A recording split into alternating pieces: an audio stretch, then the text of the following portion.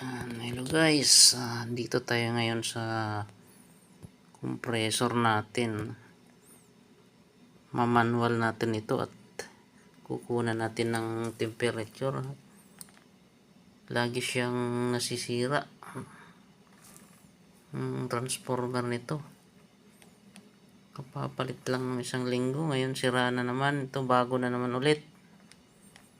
Susubukan nating paanda rin, painitin natin, tapos kukunan natin ng temperature kasi lagi na lang tayo nagpapalit nitong wala namang problema sa mga winding wiring nya. Mabilis bumigay itong transformer natin na 440 volts step down to 20 ito. Paganahin natin, tapos after 30 minutes kuha natin ng thermal scanner natin.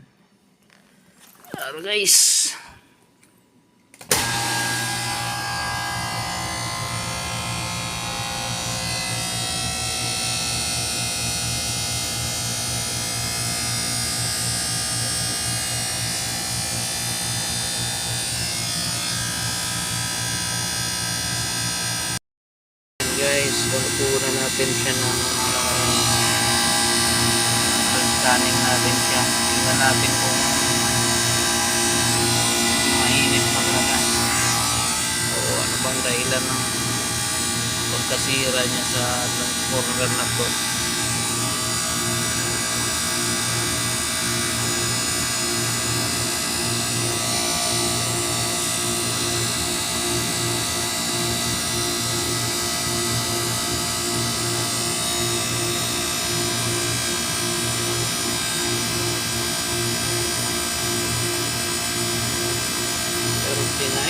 Hindi naman siya kainitan, mababa pang 30 minutes na natin winarm up yung compressor natin.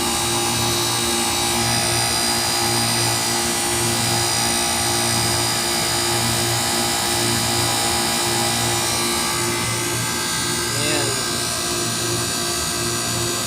mababa lang. Obserbahan na lang natin to sa schedule, kasi may mga schedule to daan na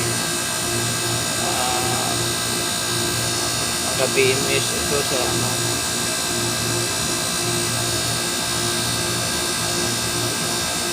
baba 38.